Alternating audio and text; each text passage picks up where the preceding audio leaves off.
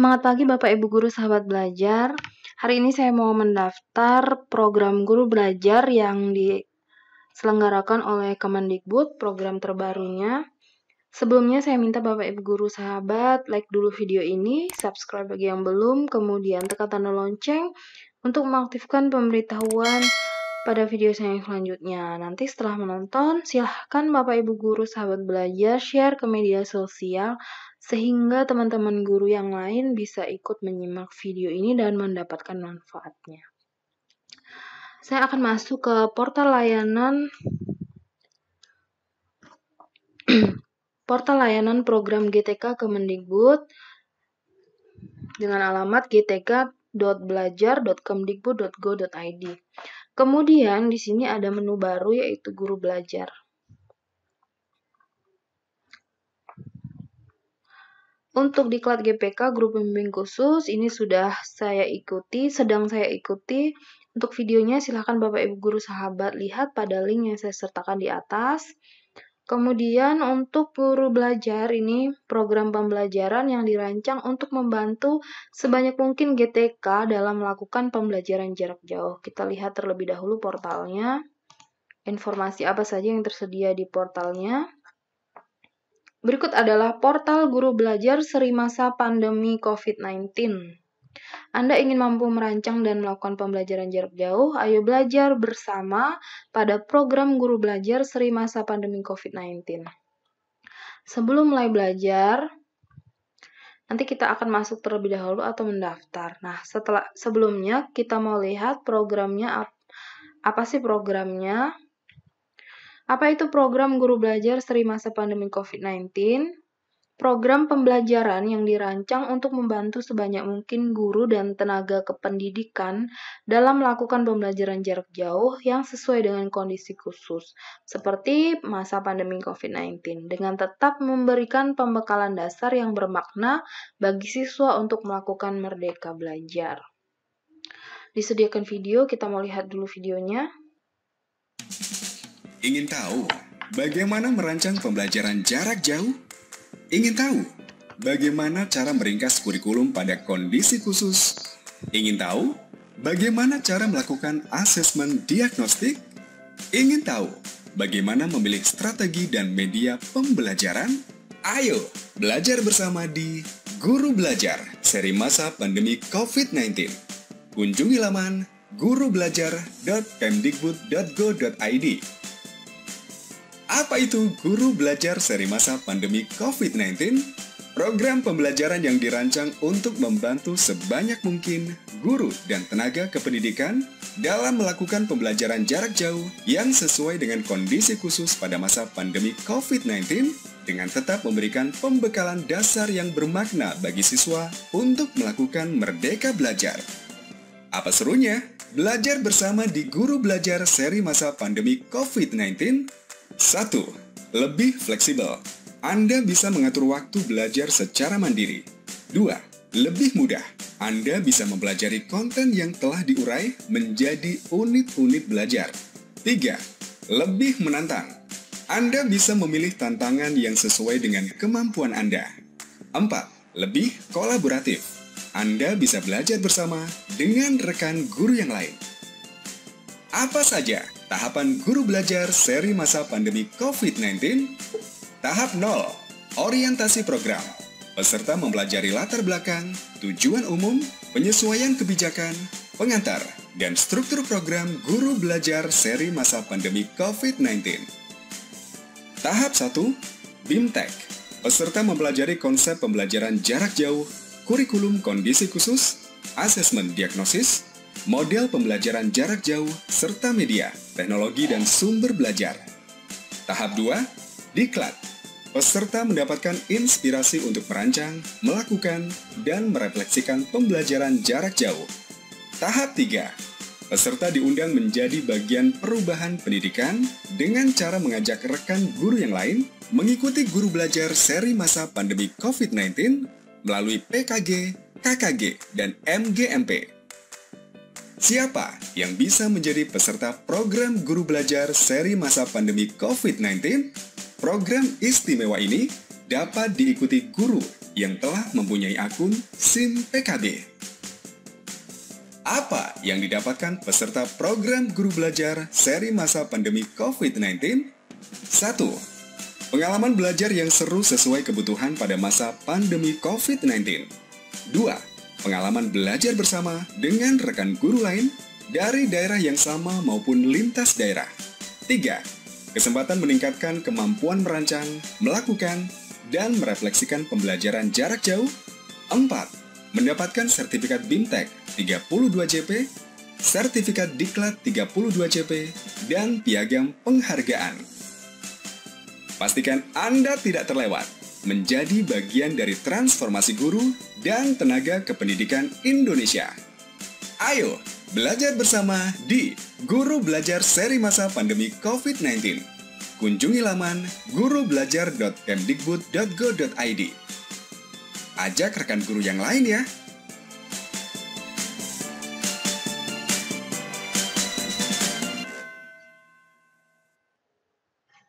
Ya, demikian Bapak Ibu Guru Sahabat Belajar. Setelah melihat video saya ini, jangan lupa Bapak Ibu Guru Sahabat Belajar nanti ikuti program Guru Belajar seri masa pandemi COVID-19.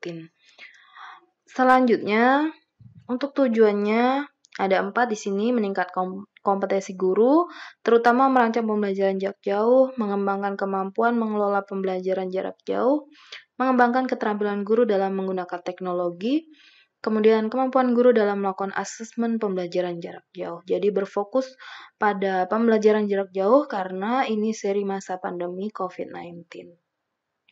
Kemudian siapa yang bisa menjadi peserta? Guru yang telah mempunyai akun SIM PKB. Nah, tahapnya yang pertama tadi orientasi, itu tahap 0, kemudian BIMTEK, setelah itu yang lulus dengan skor minimal 70 bisa mengikuti diklat. Untuk BIMTEK ini fokusnya pada pemahaman bagaimana sih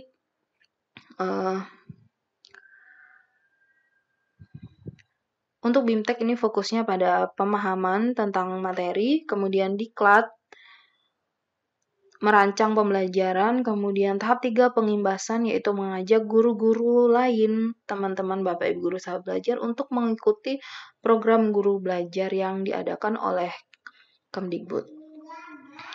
Untuk jadwal pelaksanaannya, Angkatan 1 itu tanggal 1 sampai 10 Oktober, BIMTEK-nya, Angkatan 2 11 sampai 20, Angkatan 3 21 sampai 30, Angkatan 4 31 Oktober sampai 9 November, Angkatan 5 10 sampai 19 November. Ini untuk tahun ini ya, khusus untuk seri masa pandemi COVID-19. Nanti setelah ini baru akan dilanjutkan dengan diklat, setelah itu pengimbasan.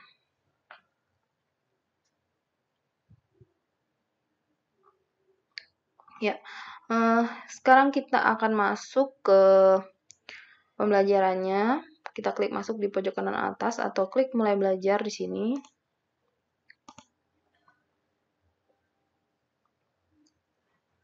Klik masuk pada pojok kanan atas. Ya, di sini Bapak Ibu Guru Sahabat Belajar, kebetulan saya sudah masuk dengan menggunakan akun @guruku, yaitu akun yang digunakan pada SIM PKB.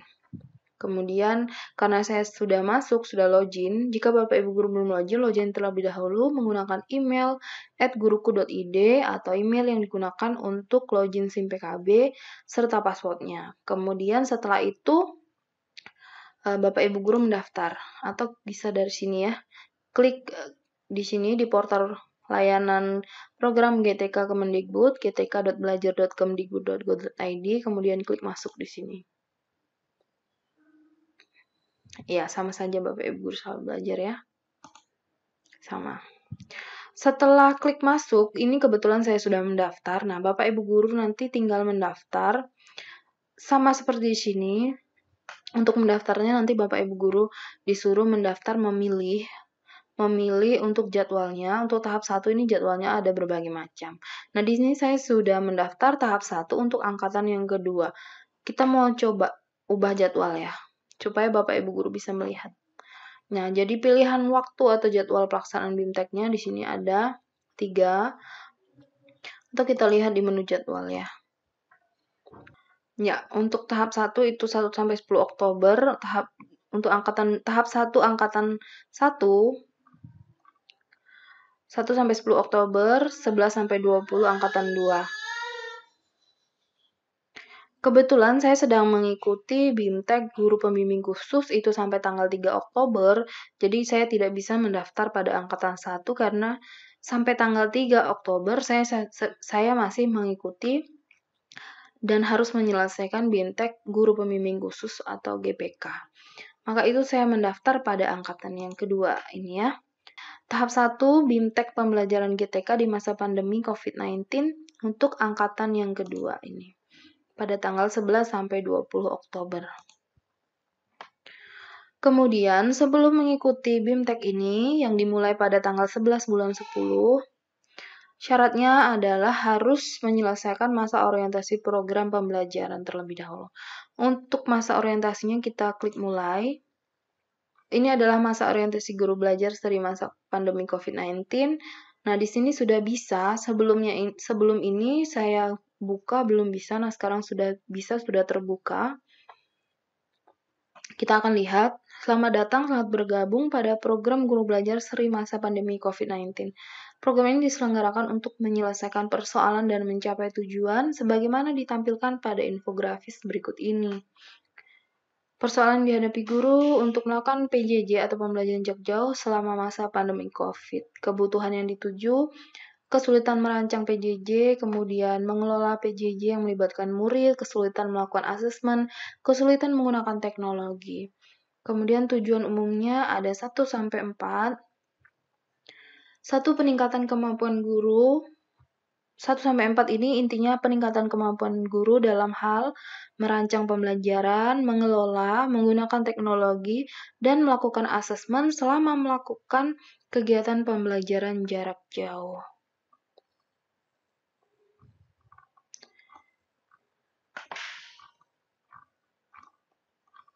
Ya, ini sudah selesai.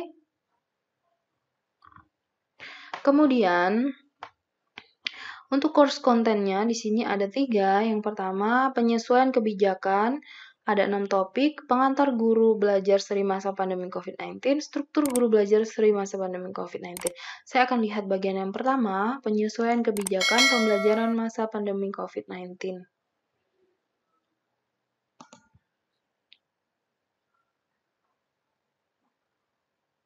Ya, ini adalah penyesuaian kebijakan pembelajaran di masa pandemi COVID-19. Di sini terlihat ya in progress.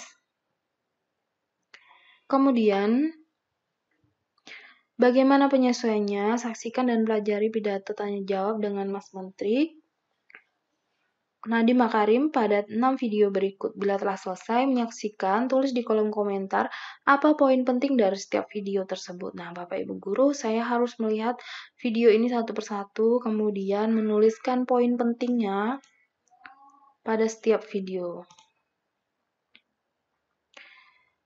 Bapak Ibu Guru ingin mengikuti?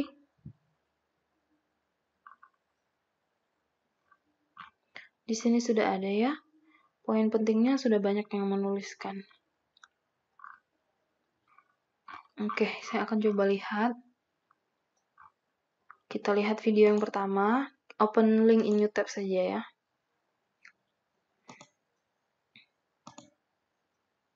Ya, ini adalah video yang pertama, orientasi guru masa penyesuaian kebijakan pembelajaran di masa pandemi COVID-19. Kita lihat Bapak Ibu Guru sahabat belajar.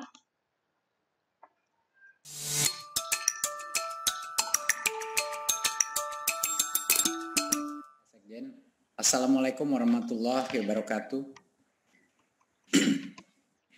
Terima kasih Pak Menko PMK, Pak Doni, untuk paparannya dan arahannya.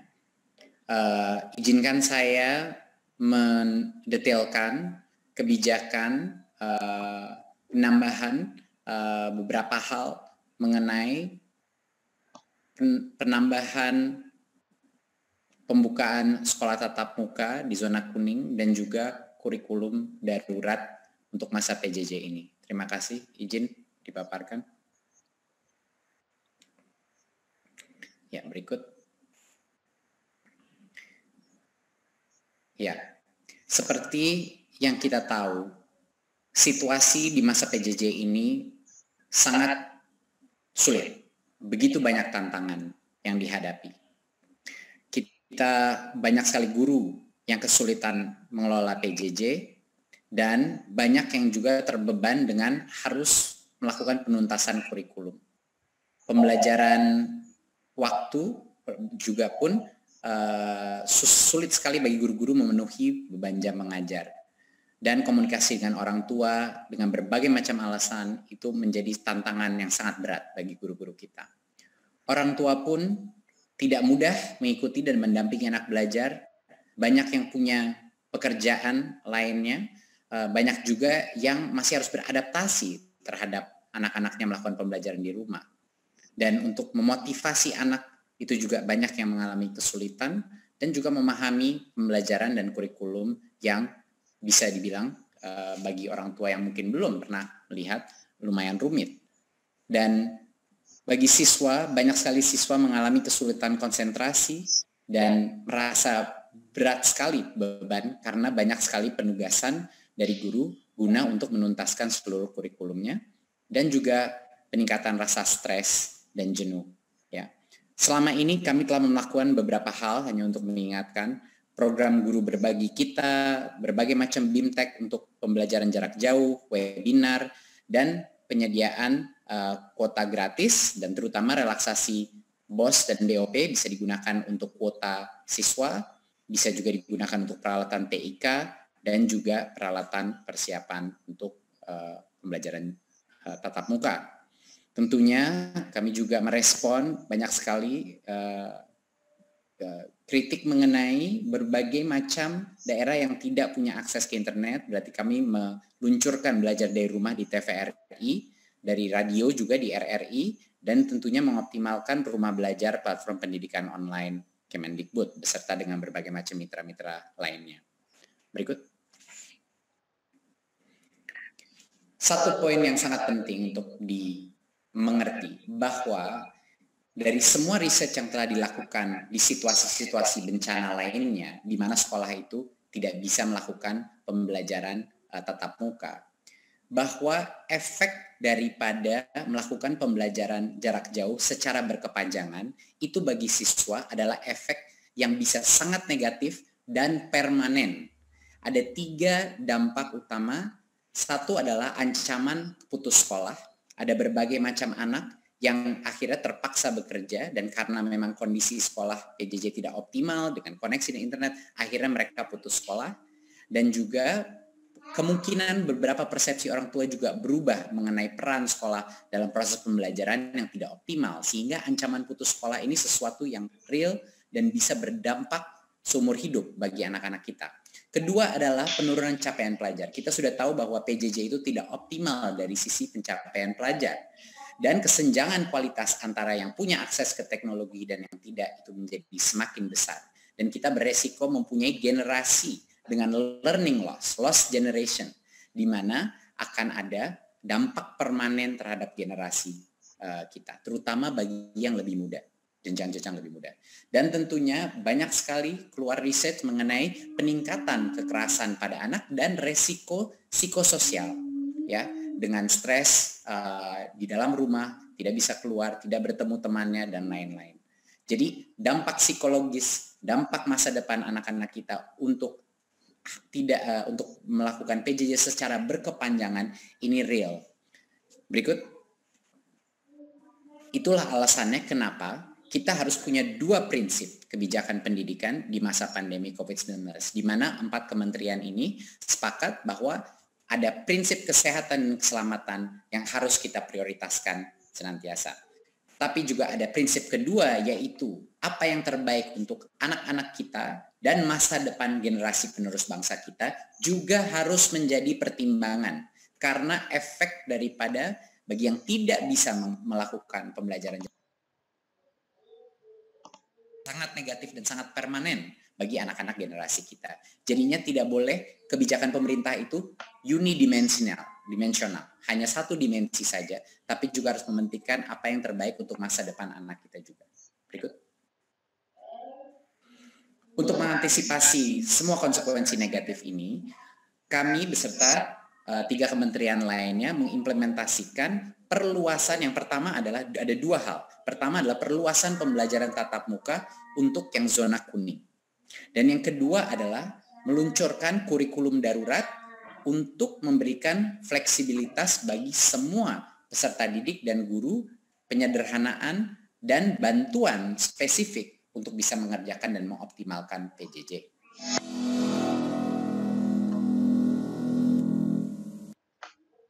Ya, sudah selesai Bapak Ibu Guru, tandai telah selesai.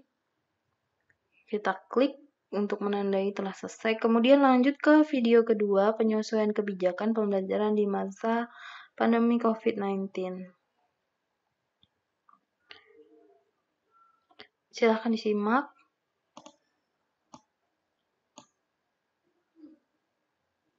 Di sini langkahnya itu sudah 11% selesai ya, 1 dari 9 step.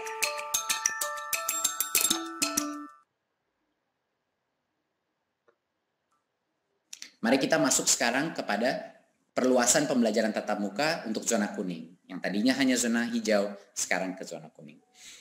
Nah, artinya ada sekitar 43% daripada peserta didik kita di dalam zona hijau dan kuning. Dan bahkan merevisi SKB untuk memperbolehkan, ya, itu kata kuncinya, memperbolehkan, bukan memaksakan, memperbolehkan pembelajaran tatap muka dengan mengikuti protokol kesehatan yang ketat. Dan semua data mengenai zonasi kuning, hijau, dan lain itu berdasarkan data satuan tugas Satgas Nasional COVID-19. Jadinya ini yang menentukan dan mengkategorisasikan itu semua dari gugus tugas, bukan di Kemendikbud. Tapi kita merancu kepada standar kesehatan dan monitoring program COVID yang ada di gugus tugas. Ya. Jadi untuk diperjelas, bagi yang zona merah dan zona oranye tetap dilarang melakukan pembelajaran tatap muka di satuan pendidikan. Mereka melanjutkan belajar dari rumah. Tapi untuk zona hijau dan kuning diperbolehkan, bukan dimandatkan, bukan dipaksakan, tapi diperbolehkan kalau berkenan untuk melakukan pembelajaran tatap muka, tapi tentunya dengan protokol-protokol yang akan saya diskusikan berikutnya. Berikut. Ya. Walaupun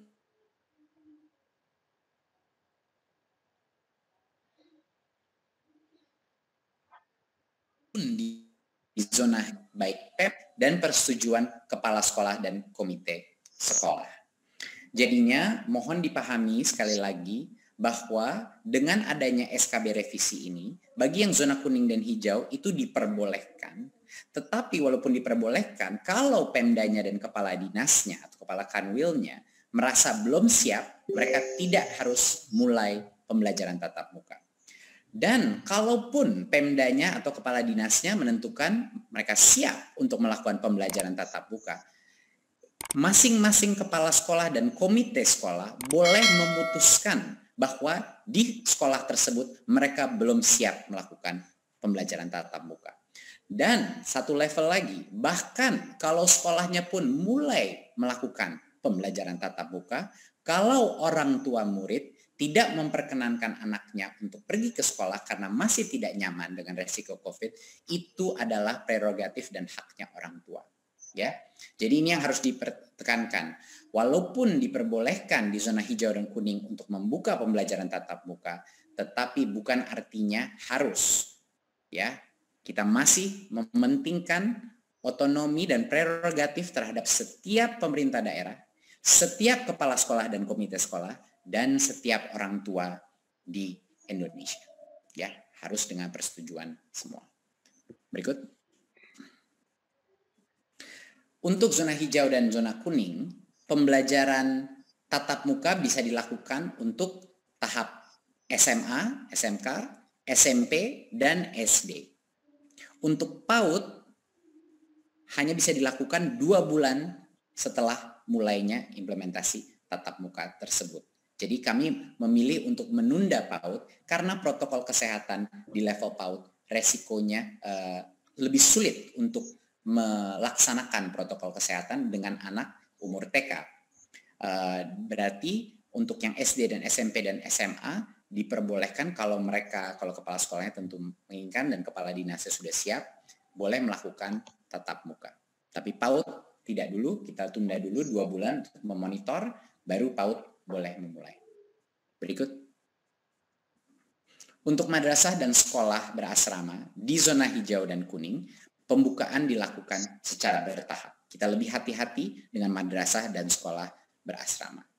Kita ada masa transisi selama 2 bulan pertama, baru kita akan melakukan implementasi kebiasaan baru. Ya, jadinya ini adalah untuk madrasah dan sekolah berasrama. Ada masa transisinya. Berikut. Dan untuk SMK, sama yang kita lakukan di perguruan tinggi. SMK di semua zona maupun perguruan tinggi di semua zona boleh melakukan pembelajaran praktik di lingkungan sekolah. Bukan pembelajaran teori, ya, hanya pelajaran praktik, yaitu pelajaran produktif yang harus menggunakan mesin-mesin tapi dengan protokol kesehatan yang diperketatkan. Jadinya untuk SMK maupun perguruan tinggi di mana ada proyek-proyek praktek produktif yang harus menggunakan mesin, harus menggunakan laboratori, ini diperkenankan untuk ke sekolah melaksanakan tugas praktek dan produktif tersebut, apalagi yang dapat menentukan kelulusan mereka. Ini agar kelulusan masing-masing lulusan SMK kita dan juga perguruan tinggi kita itu terjaga, kelulusan mereka terjaga agar tidak terdampak kepada masa depan mereka. Ya. Semua pembelajaran teori dan pembelajaran mata pelajaran yang bersifat teori masih harus dilakukan dengan pembelajaran jarak jauh.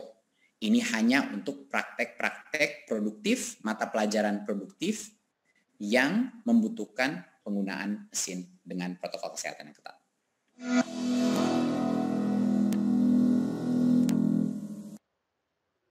Ya, demikian Bapak Ibu Guru Sahabat mengenai video kedua mengenai latar belakang penyesuaian kebijakan pembelajaran. Saya akan lanjut, kita klik tanda telah selesai untuk lanjut ke video ketiga. Kita lihat video ketiga. Untuk stepnya sudah 2/9, 22% selesai. Ini mengulang lagi kemarin seperti yang kita lakukan di zona hijau, apa saja pada saat melakukan pembukaan pembelajaran tatap muka, apa saja standar protokol. Banyak yang mungkin mengira bahwa dengan adanya pembelajaran tatap muka itu seperti sekolah normal lagi. Ini tidak benar sama sekali. Sangat berbeda situasi sekolah yang buka tatap muka dengan sekolah biasa pada masa pra-pandemi. Contohnya, untuk pendidikan dasar dan menengah, semua kelas harus maksimal 18 peserta didik di dalam kelas, yang biasanya sampai 36. Jadi kapasitasnya itu maksimal 50% untuk semua pendidikan dasar dan menengah. Dengan jarak minimal 1,5 meter dari satu bangku ke bangku yang lainnya. Untuk SLB sama standarnya tapi maksimum 5 peserta didik per kelas, dan untuk PAUD yang nanti dengan 2 bulan ke depan setelah itu maksimal hanya 5 peserta didik di dalam kelas. Jadinya bahkan kalau sekolah dan Pemdanya sudah siap untuk membuka sekolah, pada saat mereka melakukan itu, kapasitas itu harus dilakukan mau tidak mau dengan cara shifting, dan kapasitas diturunkan secara dramatis. Terutama untuk SD, SMP, dan SMA itu 50%. Jadi mereka harus melakukan sistem rotasi. Dan bukan hanya itu saja, tapi berikut. Perilaku wajib yang harus dilakukan, semua harus menggunakan masker. Masker kain non medis, ya, harus melakukan protokol cuci tangan atau hand sanitizer, dan tentunya menjaga jarak minimal 1,5 meter, tidak melakukan kontak fisik. Nah, dan juga ada ketetapan bahwa semua warga yang punya mengidap komorbiditas tidak diperkenankan untuk kembali dulu ke sekolah. Ya, dan bagi yang memiliki gejala COVID-19 dalam keluarga, juga peserta didik maupun pendidik tidak boleh diperkenankan masuk sekolah. Semua aktivitas yang pra-pandemi itu ada, misalnya berkumpul di kantin, melakukan kegiatan olahraga dan ekstrakurikuler, dan berbagai macam kegiatan lainnya tidak diperkenankan pada saat ini. Jadi walaupun melakukan pembelajaran tatap muka, tetapi tidak ada aktivitas-aktivitas sosialisasi, perkumpulan antara rombel tidak diperkenankan di dalam sekolah. Berikut. Dan kepala sekolah wajib melakukan pengisian daftar checklist. Ini adalah checklist yang kami juga dapatkan dari Kemenkes, standar Kemenkes dan gugus tugas untuk checklist kesiapan melakukan pembelajaran tatap muka. Nomor 1 adalah kesediaan sarana sanitasi dan kebersihan. Nomor 2 adalah kemampuan mengakses fasilitas layanan kesehatan. Ketiga, kesiapan menerapkan wajib masker. Keempat, memiliki termogan untuk mendeteksi suhu tubuh. Kelima, adalah untuk memetakan warga satuan pendidikan yang tidak boleh melakukan kegiatan di satu pendidikan, ya, siapa yang belum boleh kembali ke sekolah. Dan yang keenam adalah kesepakatan beserta komite satuan pendidikan, yaitu komite dengan orang tua, bahwa mereka akan melakukan pembelajaran tatap muka. Seperti yang jelas seperti ini standar Kementerian Kesehatan, kami menggunakan standar mereka. Jadi tidak begitu mudah, bahkan kalau untuk area yang ingin melakukan tatap muka, standarnya sangat ketat dan mereka harus memenuhi checklist ini dan harus dimonitor oleh Pemda untuk memastikan mereka melaksanakan checklist ini sebelum melakukan pembelajaran tatap muka. Berikut. Implementasi dan evaluasi pembelajaran tatap muka adalah tanggung jawabnya pemerintah daerah yang didukung oleh pemerintah pusat.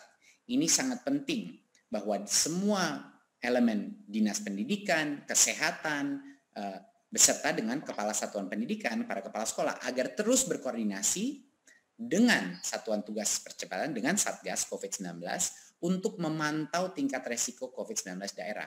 Karena ini haknya Pemda untuk sekarang membuka pembelajaran tatap muka, ini juga tanggung jawabnya Pemda untuk memastikan bahwa implementasinya dan evaluasinya dilakukan secara efektif dan kami di pemerintah pusat siap mendukung dengan berbagai macam bantuan yang dibutuhkan, baik dari sisi kebijakan, baik dari sisi anggaran dan lain-lain.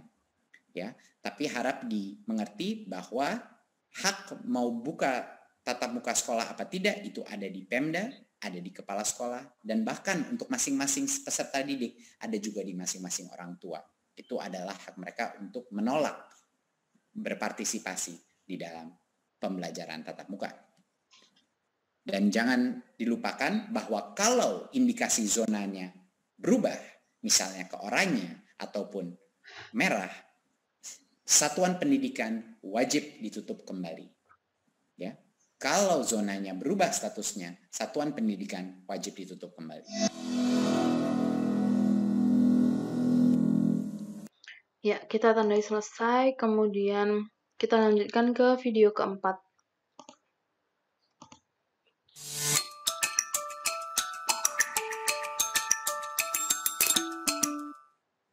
Sekarang kita masuk kepada untuk yang masih melaksanakan PJJ, kami telah mempersiapkan kurikulum darurat. Berikut. Untuk jenjang PAUD, SD, SMP, dan SMA, SMK, kami telah menyusun kurikulum darurat, yaitu penyederhanaan kompetensi dasar yang ditunggu-tunggu guru. Ini adalah untuk semua jenjang, ya, terutama untuk SD, SMP, SMA, SMK. Dan untuk membantu bagi yang jenjang lebih muda, yang lebih potensi terdampak lebih negatif dengan adanya PJJ, yaitu yang lebih muda jenjangnya, SD dan PAUD, Kemdikbud menyediakan modul pembelajaran spesifik khusus untuk PAUD dan SD, dan berisi panduan untuk guru, pendamping, yaitu orang tua atau wali, dan siswa. Jadinya ada dua komponen daripada kurikulum darurat ini. Yang pertama adalah penyederhanaan secara masif kompetensi dasar dan standar pencapaian, dan yang kedua adalah modul belajar spesifik yang bisa dilakukan di dalam rumah untuk jenjang SD dan PAUD. Berikut. Kurikulum darurat itu yang sebenarnya sudah lama ditunggu oleh guru-guru adalah penyederhanaan kompetensi dasar yang mengacu kepada kurikulum 2013. Kurikulum darurat ini mengurangi secara dramatis kompetensi dasar untuk setiap mata pelajaran sehingga fokus kepada kompetensi yang esensial dan kompetensi yang menjadi prasyarat untuk kelanjutan pembelajaran ke tingkat selanjutnya. Jadi ini membiarkan para guru untuk benar-benar fokus kepada apa yang esensial, jadinya bukan melebar tapi mendalam. Ya. Dan pelaksanaan kurikulum ini berlaku sampai akhir tahun ajaran. Nah, ingin saya tekankan bahwa satuan pendidikan tidak wajib mengikuti kurikulum darurat ini. Mereka boleh, kalau masih merasa nyaman menggunakan kurikulum nasional 2013, silahkan. Tapi bagi yang membutuhkan kurikulum dengan standar pencapaian dan kompetensi dasar yang lebih sederhana, diperbolehkan menggunakan kurikulum darurat. Dan bagi sekolah-sekolah yang sudah melakukan penyederhanaan kurikulum secara mandiri, jangan khawatir, opsi untuk melakukan penyederhanaan secara mandiri itu masih diperbolehkan dan masih diperkenankan. Ya, jadi kita fokus kepada yang poin 2 ini sekarang. Bagaimana menggunakan kurikulum darurat ini sebenarnya apa? Jadi ini suatu opsi bagi sekolah. Opsi bagi kepala dinas masing-masing Pemda untuk menggunakan kurikulum darurat. Tidak dipaksakan. Terima kasih. Berikut. Nah, ini sekedar ilustrasi beberapa contoh kompetensi-kompetensi dasar per mata pelajaran. Ini mohon diingat, ini bukan semua mata pelajaran, masih ada lagi mata pelajaran tapi tidak muat di dalam slide ini. Jadi ini sekedar ilustrasi bahwa besar sekali jumlah kompetensi dasar yang dikurangi untuk menyederhanakan fokus dan agar berfokus kepada kompetensi esensial dan kompetensi prasyarat untuk kelanjutan pembelajaran. Jadi apa yang kita lakukan di Kemdikbud? Kita melihat seluruh kompetensi dasar berdasar per mata pelajaran dan kami memilih kompetensi dasar yang terpenting yang menjadi foundational atau esensial yang akan menjadi building block ya atau akan menjadi fondasi daripada pembelajaran berikutnya dan level kompetensi berikutnya. Dan ini adalah juga kompetensi-kompetensi yang sangat penting untuk memenuhi prasyarat untuk maju ke tahap berikutnya. Jadinya ini bukannya kurikulum itu dijadikan kurikulum yang lebih tidak baik atau yang tidak terstandar, bukan. Ini kita memilih kompetensi-kompetensi dasar yang terpenting dan memfokuskan dan memberikan hak untuk guru untuk fokus kepada kompetensi-kompetensi itu sehingga di masa yang sangat menantang ini mereka bisa berfokus untuk mendalami kompetensi terpenting dan bukan melebar tapi tidak ada yang menetas. Jadi lebih baik kita mendalami yang esensial daripada semuanya harus tuntas kompetensi dasar tapi tidak ada yang tercapai dengan cara yang benar. Berikut. Dampaknya apa kurikulum darurat ini? Yang kami harapkan adalah bagi guru tersedianya acuan kurikulum yang sederhana. Saya terus berbicara dengan berbagai macam guru di daerah dan kepala sekolah di daerah dan mereka selalu menyebut bahwa mereka menginginkan penyederhanaan kurikulum sehingga mereka bisa diberikan kepercayaan diri untuk fokus kepada hal-hal yang esensial, hal-hal yang lebih menarik untuk siswa dan juga yang benar-benar kontekstual. Ya, jadi ini memberikan kesempatan bagi guru-guru untuk tidak fokus kemana-mana. Kalau semuanya harus jadi fokus, artinya tidak ada fokus. Jadi kita harus memilih. Dan kesejahteraan psikososial guru bisa meningkat. Siswa pun, harapan kami adalah siswa tidak dibebani tuntutan untuk menuntaskan semua capaian kurikulum. Yang sampai ini komplain yang saya terima dari begitu banyak orang tua bahwa dikirimin PR anaknya selalu, apalagi kalau orang tua itu punya 3 anak di 3 jenjang yang berbeda, semuanya harus menyelesaikan tugas yang tidak ada selesai-selesainya. Itu dengan bimbingan yang minim, tapi juga ini adalah disebabkan dengan harus menuntaskan seluruh kurikulum dan guru-guru tidak diberikan kepercayaan diri untuk memilih kompetensi pencapaian yang lebih esensial. Dan tentunya psikososial siswa harapan kami akan meningkat dan ini akan menyederhanakan kehidupan mereka. Dan bagi orang tua pun sama, untuk mempermudah pendampingan pembelajaran di rumah dan juga menenteramkan situasi atau kondisi yang sangat sulit ini di rumah tangganya. Ya.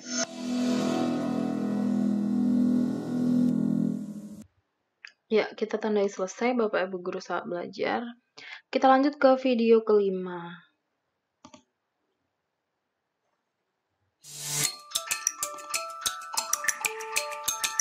Untuk progresnya sudah 4/9, 44%. Poin kedua adalah untuk PAUD dan SD, kami di Kemdikbud mempersiapkan modul-modul spesifik yang bisa dijalankan oleh guru dan orang tua secara independen di rumah dalam masa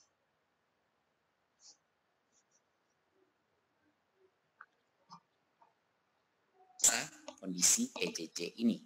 Modul belajar itu untuk PAUD fokus kepada bermain adalah belajar. Itu adalah tema kuncinya. Agar ini lebih meningkatkan psikososial, meningkatkan kesenangan berbelajar di rumah, dan menurunkan kebosanan yang sering terjadi sekarang bagi anak-anak PAUD kita. Dan proses pembelajaran ini dia dalam kegiatan sehari-hari yang kontekstual, sehingga dia bisa berpartisipasi dengan kegiatan orang tuanya, ibunya, dan lain-lain.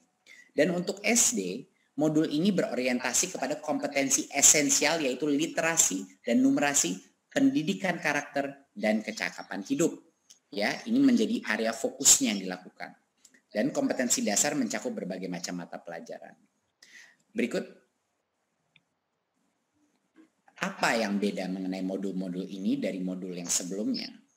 Yang beda adalah modul ini secara jelas memberikan pendampingan sangat spesifik untuk guru yang menjadi pembimbing aktivitas di rumah ini.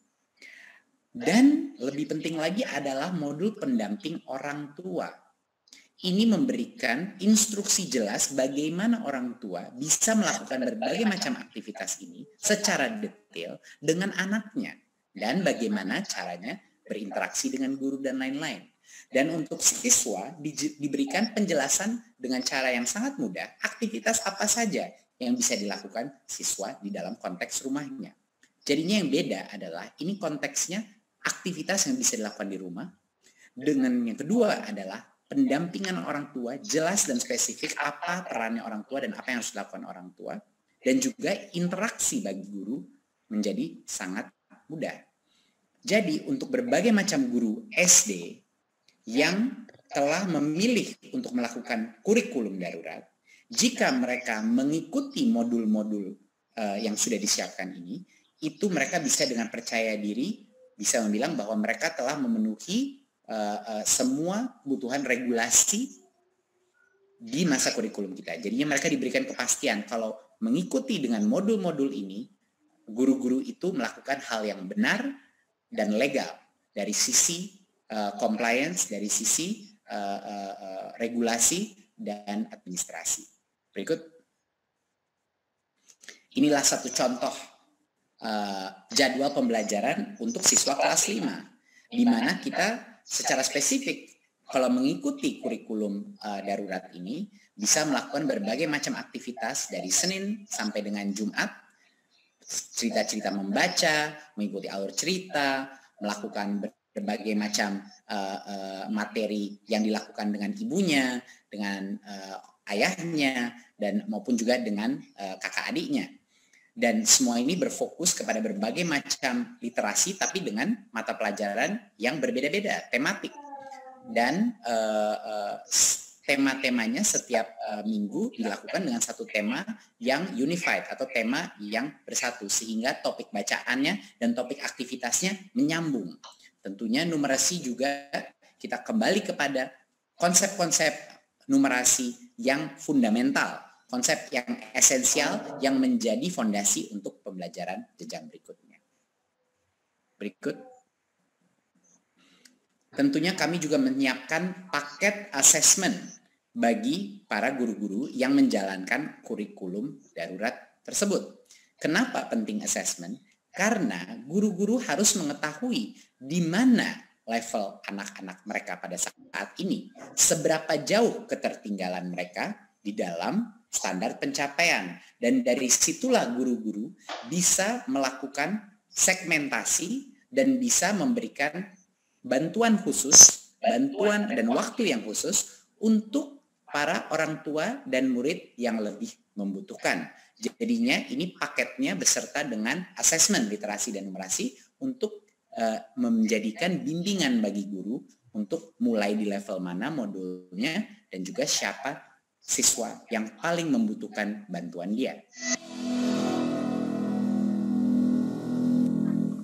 Ya, demikian kita tandai selesai, kemudian lanjut ke video yang ke-6.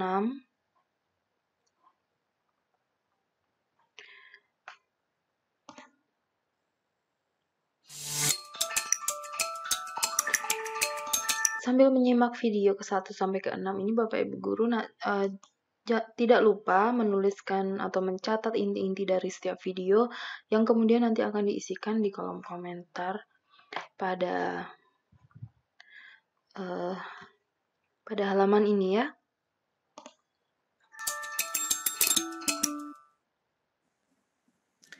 Untuk mendukung kesuksesan ini di masa pembelajaran di masa pandemi COVID-19, pemerintah juga melakukan relaksasi peraturan untuk guru. Bahwa guru tidak lagi diharuskan untuk memenuhi beban kerja 24 jam tatap muka dalam 1 minggu. Ini yang banyak sekali menciptakan berbagai macam keresahan di lapangan mengenai regulasi tersebut. Jadi guru dapat fokus untuk memberikan pelajaran interaktif tanpa harus mengejar pemenuhan jam. Dan ini akan memberikan fleksibilitas dalam waktu scheduling ya, dalam berbagai macam interaksi melalui berbagai macam platform, dan juga memberikan fleksibilitas dalam bagaimana bisa melibatkan orang tua di dalam proses pembelajaran tersebut. Berikut. Untuk slide terakhir saya adalah penting sekali dimengerti bahwa proses ini yang begitu sulit di masa krisis ini harus dilakukan secara gotong royong. Semua pihak, orang tua, guru, sekolah, pemerintah, layanan kesehatan, dan masyarakat sipil harus bergotong royong untuk memastikan bahwa anak-anak kita ini masih belajar, ya, masih melakukan pembelajaran. Tentunya tidak bisa 100% optimal, tapi ini membutuhkan benar-benar partisipasi masyarakat. Ini adalah yang terpenting dan terkunci. Kita butuh partisipasi orang tua. Kita butuh partisipasi layanan kesehatan dan berbagai macam masyarakat sipil untuk membantu memastikan bahwa anak-anak kita masih terus bisa belajar dengan sehat dan selamat. Terima kasih. Assalamualaikum warahmatullahi wabarakatuh.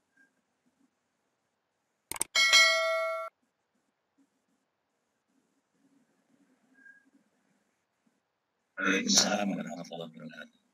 Terima kasih Mas Menteri atas penjelasannya mengenai penyesuaian kebijakan dalam SKB dan juga mengenai kurikulum khusus masa darurat. Selanjutnya ada beberapa pertanyaan dari awak media. Mohon Mas Menteri bisa menjawab. Pertama dari jurnas.com yang menanyakan sampai kapan kurikulum darurat ini akan diberlakukan, kemudian bagaimana menjamin transisi kurikulum bisa berjalan mulus. Silakan Mas. Baik, terima kasih. Kurikulum ini sesuai dengan Permendikbud kita akan selama 1 tahun ajaran ke depan ini, ya.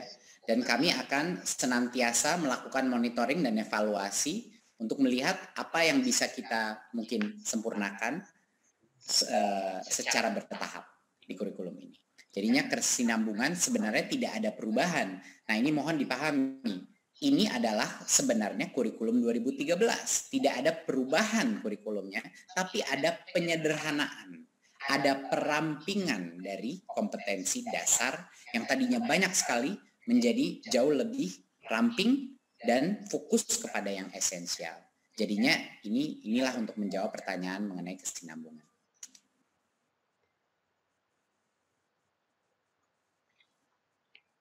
Nggak kedengaran Pak Ainun, di mute. Pertanyaan kedua dari Harian Waspada. Bagaimana bentuk sosialisasi dan pengawasan Kemendikbud terkait implementasi penyederhanaan kurikulum di masa pandemi ini, karena masih ada guru yang terpaku pada penyelesaian kurikulum dan membebani siswa. Ya, inilah alasannya kenapa kita membutuhkan suatu ketentuan yang lebih kuat, yaitu dengan Permendikbud yang lebih formal. Sehingga ini bisa memberikan kepercayaan diri bagi semua kepala dinas dan semua guru dan semua kepala sekolah untuk melaksanakan kurikulum darurat ini. Jadi ya secara legal ini menjadi bagian daripada kurikulum formal kita, kurikulum nasional kita. Dan jangan lupa, ini bukan kurikulum yang dipaksakan, ini adalah kurikulum opsi, alternatif yang bisa dilakukan. Kalau kepala sekolah dan gurunya tidak ingin melakukan transisi kepada kurikulum yang sudah disederhanakan ini, itu juga tidak apa-apa. Ya, jadinya harapan kami dengan adanya Permendikbud ini, kita bisa menjawab berbagai macam keresahan guru mengenai legalitas untuk refocusing kepada yang paling esensial. Dari sisi sosialisasi, kami Kemendikbud akan melakukan berbagai macam, saat ini kami juga sudah telah berkoordinasi dengan berbagai macam kepala dinas. Tapi akan kami kuatkan komunikasi kita kepada kepala dinas mengenai apa saja modul-modul ini, distribusi dan diseminasi modul ini, sosialisasi akan menjadi fokus kita. Tapi pengendalian dan implementasi terhadap satu yang tadi pembukaan pembelajaran tatap muka itu harus dilaksanakan oleh Pemda.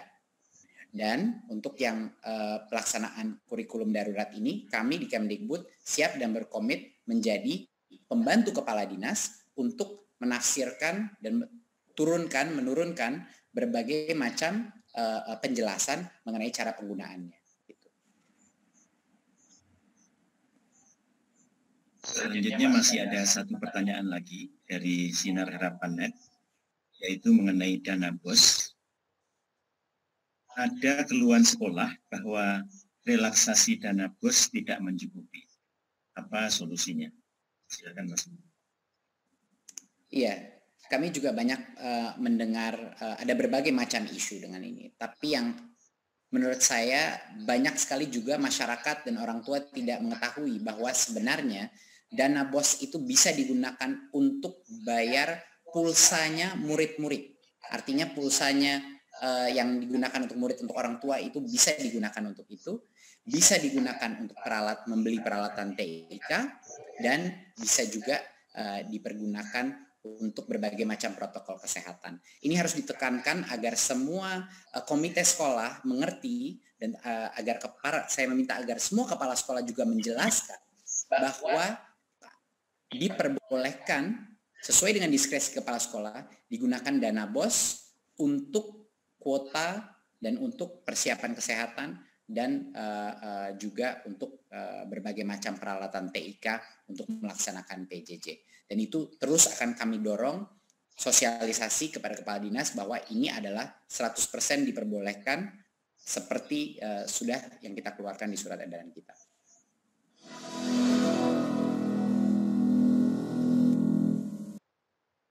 Ya, demikian Bapak Ibu Guru Sahabat, kita tandai telah selesai.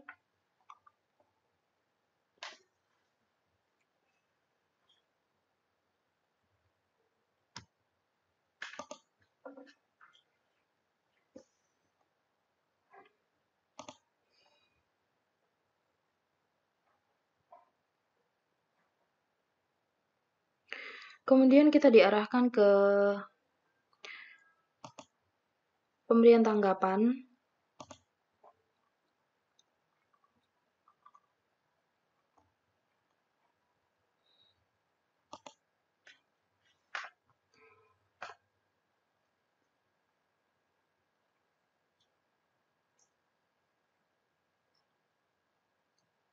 Ya, untuk lesson kontennya, untuk video 1-6, di sini Bapak Ibu Guru Sahabat Belajar sudah tercentang biru. Kemudian di sini tandanya 6/6 step, 100% telah selesai. Jadi kita sudah menyelesaikan bagian dari masa orientasi bagian dari orientasi program guru belajar seri masa pandemi COVID-19. Ya, bila telah selesai menyaksikan 6 video tersebut, tulis di kolom komentar apa poin penting dari setiap video tersebut. Jadi kita diwajibkan menulis di kolom komentar. Sebelumnya pastikan Bapak Ibu Guru Sahabat Belajar, di sini namanya sudah berubah menjadi nama kita ya, Jessica Kusnadewi. Sehingga ketika menuliskan di kolom komentar bukan lagi berbentuk angka tapi sudah nama. Menuliskan poin-poinnya kita ketikkan di mana ya?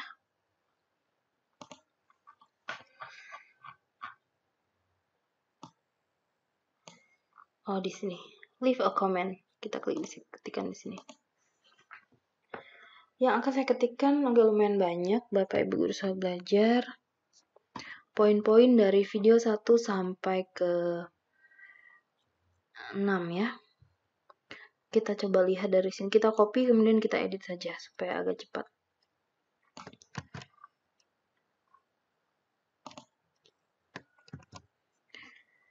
Ya, dari ke-6 poin, 1 kendala solusi dan selama kegiatan. Kemudian kebijakan tatap muka.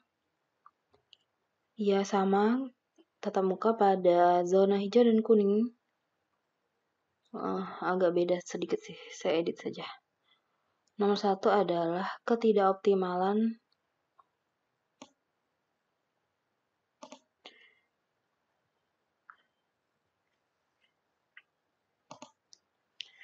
untuk nomor 2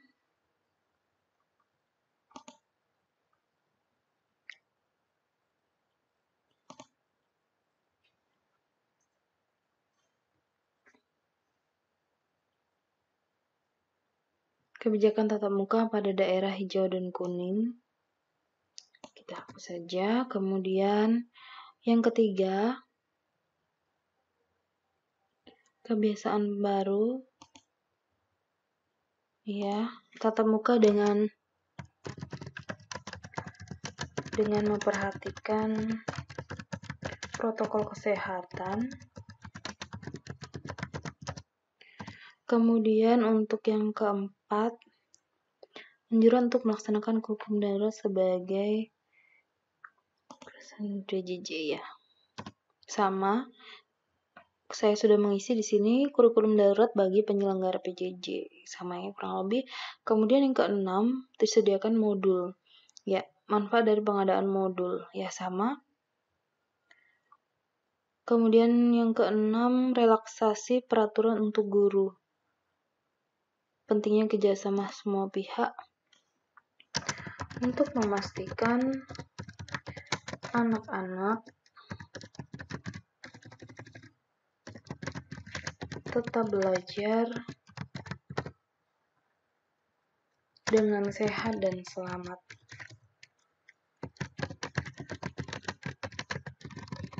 Sudah selesai, kita kirim komentar, masuk sebagai Jessica, sudah benar.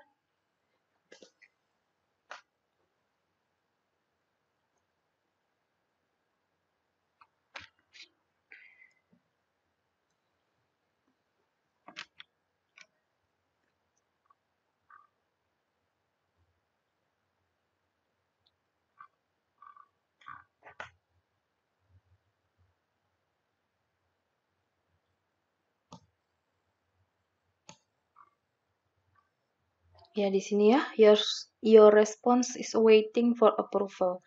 Jadi menunggu untuk diterima oleh admin pada halaman belajar bersama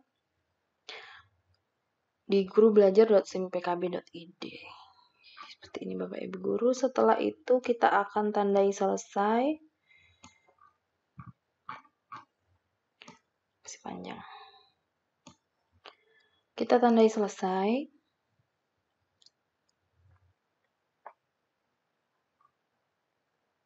Ya, untuk penyesuaian kebijakan pembelajaran di masa pandemi COVID-19, 6 topik sudah selesai, sudah tercentang biru Bapak Ibu Guru Sahabat Belajar. Kemudian setelah memberikan tanggapan, kita diarahkan untuk masuk ke pengantar guru belajar seri masa pandemi COVID-19. Di sini kita akan menyaksikan video, kemudian menuliskan komentar, apa harapan terhadap program guru belajar. 42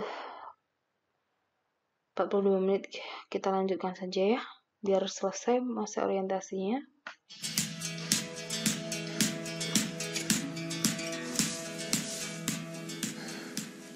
Assalamualaikum warahmatullahi wabarakatuh. Apa kabar Bapak Ibu semua? Semoga semuanya ada dalam keadaan sehat walafiat. Bapak Ibu semua, tantangan yang kita hadapi dalam pembelajaran di masa pandemi ini tentunya tidak mudah. Saya berempati dengan Bapak Ibu semua, dengan semua tantangan yang sedang dihadapi pada saat ini yang tentunya mungkin tidak pernah terpikir sebelumnya. Namun saya yakin Bapak Ibu semua terus melakukan banyak hal untuk melakukan perubahan-perubahan, walaupun itu masih belum efektif, belum begitu sempurna. Bapak Ibu, tantangan dalam masa pembelajaran di masa pandemi ini menurut saya yang paling penting adalah tantangan untuk perubahan mindset kita. Dan ini yang paling tidak mudah dilakukan. Hal yang paling mendasar adalah kita semua harus bisa beroperasi atau bekerja dalam situasi yang sangat tidak nyaman. Jadi ini membutuhkan kita untuk memiliki mental yang nyaman dengan ketidaknyamanan. Sekali lagi, nyaman dengan ketidaknyamanan. Hal ini merupakan hal yang sangat tidak mudah. Karena dengan masa pandemi ini, kita harus memperhatikan bahwa kesehatan dan keselamatan sebagai hal yang paling utama. Namun, disinilah yang menjadi tantangan kita untuk bagaimana bisa bergerak, baik itu belajar, baik itu bekerja, beribadah, dengan cara yang jarak jauh, dengan cara yang tadinya mungkin tidak seperti biasanya. Bapak Ibu semua, ini sebenarnya akan menguatkan mental kita untuk sebuah budaya inovasi. Karena budaya inovasi itu adalah budaya yang penuh disrupsi, penuh dengan ketidaknyamanan, dan pada masa pandemi COVID ini kita semua ditantang untuk itu. Dan kita ini membutuhkan untuk sikap sebagai seorang pembelajar. Untuk menghadapi banyaknya tantangan, kompleksitas yang kita hadapi pada saat ini membutuhkan kita untuk terus-menerus belajar. Alhamdulillah Bapak Ibu, saya tidak pernah menyaksikan gerakan belajar yang semasif ini di Indonesia, para guru saling belajar dan saling berbagi. Bahkan juga menggunakan teknologi yang tadinya mungkin sangat jarang disentuh. Namun sekarang banyak sekali guru-guru di Indonesia yang sudah semakin terbiasa menggunakan teknologi, bereksplorasi, mungkin masih belum begitu efektif dan sempurna, tapi itulah proses belajar, dimulai dari mencoba dulu dan terus belajar untuk semakin baik dan semakin baik. Bapak Ibu semua, banyak sekali pendidik-pendidik, guru-guru, kepala sekolah yang telah melakukan banyak inisiatif yang keren-keren. Namun tentunya kita perlu untuk terus meningkatkan penyebaran praktek-praktek baik, penyebaran dari gagasan-gagasan, inspirasi-inspirasi yang telah dilakukan, dan kita terus perlu saling belajar. Maka itu dalam hal ini Kementerian Pendidikan dan Kebudayaan, Direktorat Jenderal Guru dan Tenaga Kependidikan berinisiatif untuk melakukan pelatihan-pelatihan guru dan kepala sekolah di masa pandemi ini. Pelatihan-pelatihan ini kami tujukan untuk fokus kepada permasalahan-permasalahan yang dihadapi dalam masa pandemi ini. Mudah-mudahan dengan pelatihan-pelatihan ini kita semua bisa terus menguatkan, terus kemudian mengembangkan solusi-solusi dan inovasi-inovasi yang bisa kita hadirkan, dan tujuannya Bapak Ibu adalah untuk berhasilnya belajar anak murid kita. Ini yang fokus tujuan utama dalam Merdeka Belajar, yaitu fokus kepada siswa, siswa, dan siswa. Dan mudah-mudahan dengan ini kita bisa untuk, walaupun dengan penuh keterbatasan dan kesulitan, kita bisa semakin baik dalam melayani siswa-siswa kita di masa pandemi ini, sehingga mereka bisa terus belajar walaupun dengan situasi yang sangat sulit. Demikian Bapak dan Ibu semua, semoga pelatihan-pelatihan ini bisa membawa banyak solusi-solusi bagi murid-murid yang Bapak Ibu asuh di sekolah Bapak Ibu. Demikian, wassalamualaikum warahmatullahi wabarakatuh. Ya, kita telah menyelesaikan nonton videonya. Kemudian, tulis kolom komentar apa harapan Anda terhadap program. Bila telah selesai, kita klik tanda selesai. Harapan terhadap program.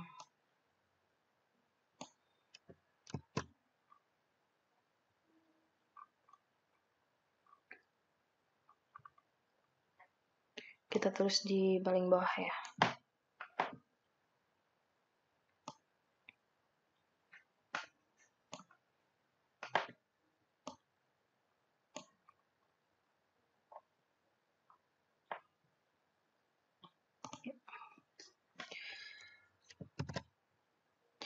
Harapan saya terhadap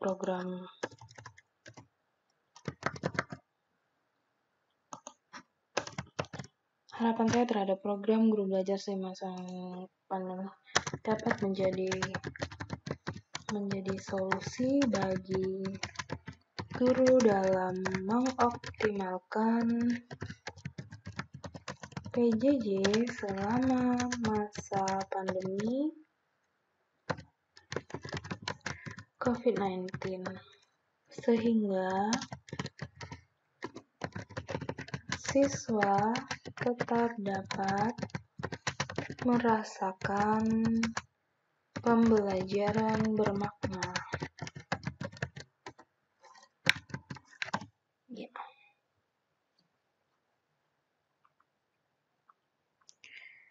Kita kirim komentarnya.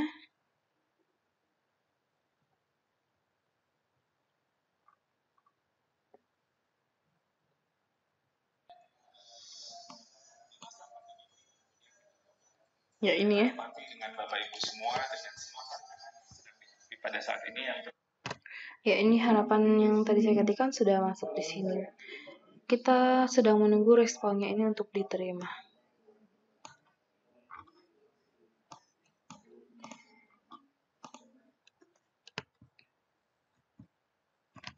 Kemudian jika sudah selesai, kita klik tanda telah selesai. Mengapa diklik tanda telah selesai? Supaya ini dapat melaporkan pada sistem bahwa kita telah menyelesaikan pembelajaran pada modul ini.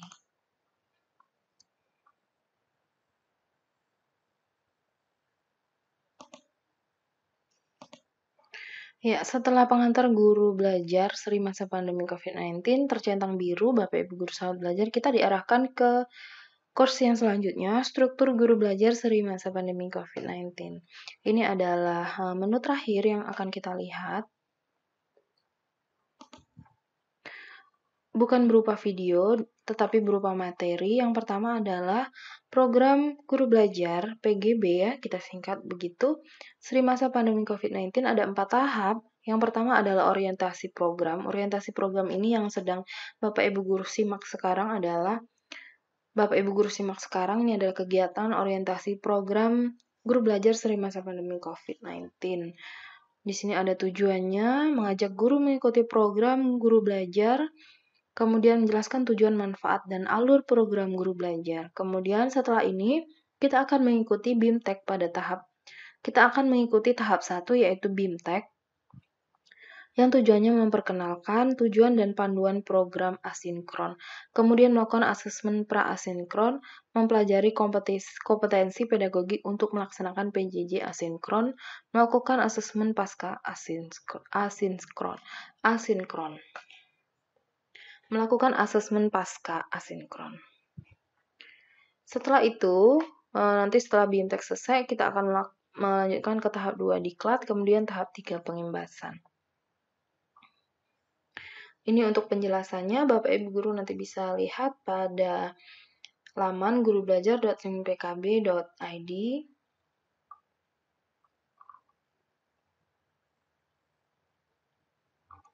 Kita baca terlebih dahulu ya. Orientasinya sudah kita lakukan, BIMTEK-nya membekali peserta memahami konsep yang berkaitan dengan PJJ di masa pandemi, merujuk pada peraturan dan panduan dari Menteri, serta praktik baiknya, kemudian pembelajaran mandiri yang dapat diatur secara luas sesuai kesibukan masing-masing peserta.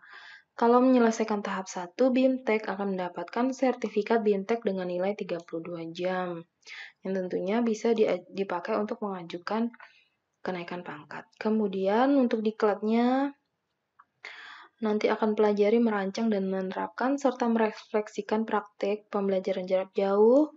Kemudian aktivitasnya ada 2. Yang pertama, mempelajari video webinar untuk mendapatkan inspirasi dan pembelajaran mandiri. Kemudian nanti akan merancang dan menerapkan dan merefleksikan. Yang menyelesaikan mendapatkan sertifikat 32 jam. Setelah itu pengimbasan. Pengimbasan di sini maksudnya adalah mengundang atau mengajak peserta, yaitu teman-teman guru yang lain, untuk menjadi bagian perubahan pendidikan dengan cara mengajak dan mendampingi guru lain untuk mengikuti program guru belajar. Hingga tuntas pada tahap 1 yaitu BIMTEK. Peserta yang menyelesaikan tahap 3 akan mendapatkan piagam penghargaan dari Dirjen GTK Kementerian Pendidikan dan Kebudayaan, serta berkesempatan diundang mengikuti wisuda daring lulusan program guru belajar seri masa pandemi COVID-19. Nah, ini Bapak Ibu Guru sahabat belajar, penghargaan yang sangat wow ya bagi kita guru-guru apabila bisa mengikuti sampai diundang mengikuti wisuda daring lulusan program guru belajar, tentunya di Kementerian Pendidikan dan Kebudayaan. Ya, apabila sudah menyelesaikan 4 tahap program, kita klik tombol selesai untuk melanjutkan program. Kita bisa klik program tahap 1. Saya akan tandai selesai.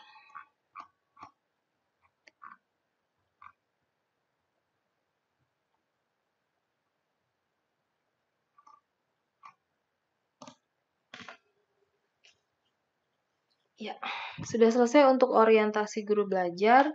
Di sini tandanya adalah 100%, kemudian keterangannya komplit. Setelah ini, Bapak Ibu Guru sahabat belajar, kita akan mengikuti kursusnya. Ya. Pada halaman sim-stripgurubelajar.simpkb.id di halaman awal tadi, setelah menyelesaikan program orientasi, kita akan masuk ke tahap 1 BIMTEK, kemudian saya angkatan yang kedua yang akan dimulai pada tanggal 11 Oktober. Nah, untuk itu di sini keterangannya belum dimulai ya. Sekian dari saya mengenai orientasi, mengenai cara mendaftar program guru belajar dan orientasi program pembelajaran GTK di masa pandemi COVID-19. Jangan lupa Bapak Ibu Guru sahabat belajar, like video ini, subscribe bagi yang belum, tekan tanda lonceng untuk mengaktifkan pemberitahuan pada video saya selanjutnya. Jangan lupa share ke media sosial Bapak Ibu Guru semua. Terima kasih, sampai jumpa.